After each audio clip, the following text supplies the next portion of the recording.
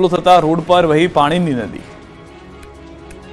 ભરૂચ જિલ્લાના ગડકોલ પાટિયા પાસે ઉકાઈ જમણા કાંઠાની કેનાલમાંથી પાણી ઓવરફ્લો થયું, જેથી પાણીનો ધોધ સીધો જ રોડ પર આવતા જાહેર માર્ગ ઉપર ચોમાસાની જેમ નદી વહી। ગડકોલ પાટિયા ખાતે આવેલ આયપ્પા મંદિર નજીક કેનાલ છલકાતા રોડ ઉપર આજુબાજુ ચોમાસા જેવા દ્રશ્યો સર્જાયા। રસ્તા પર પાણી ભરાવાથી વાહન ચાલકો અને રાહદારીઓને ભારે હાલાકીનો સામનો કરવો પડ્યો।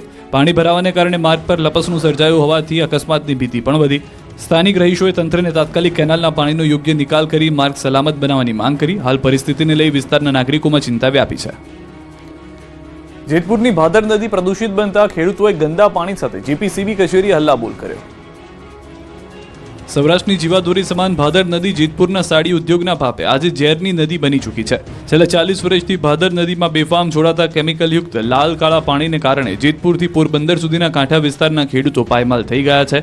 ત્યારે ખેડૂતોને આમ આદમી પાર્ટીના કાર્યકરોએ જેતપુર જીપીસીબીની કચેરીએ હલ્લાબોલ કરી ઉગ્ર વિરોધ નોંધાવ્યો।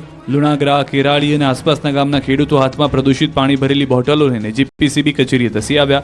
ખેડૂત આગેવાનોએ ફરજ પરના અધિકારીને ચેલેન્જ ફેંકતા પાણીની બોટલ ધરી હતી અને કહ્યું હતું કે તમે રિપોર્ટમાં કહો છો કે બધું બરાબર છે તો આ પાણી પીને બતાવો। જોકે અધિકારીએ પાણી પીવાનો સ્પષ્ટ ઇનકાર કરી દીધો, જેને લઈને ખેડૂતોમાં રોષ ભભૂકી ઉઠ્યો। ખેડૂતોની માંગ છે કે ભગવાનનો ડર રાખીને અધિકારીઓ આ પાપ બંધ કરાવે। ચીમકી ઉચ્ચારી છે કે જ્યાં સુધી પ્રદૂષિત પાણી બંધ નહીં થાય ત્યાં સુધી ઉપવાસ આંદોલન કરશે।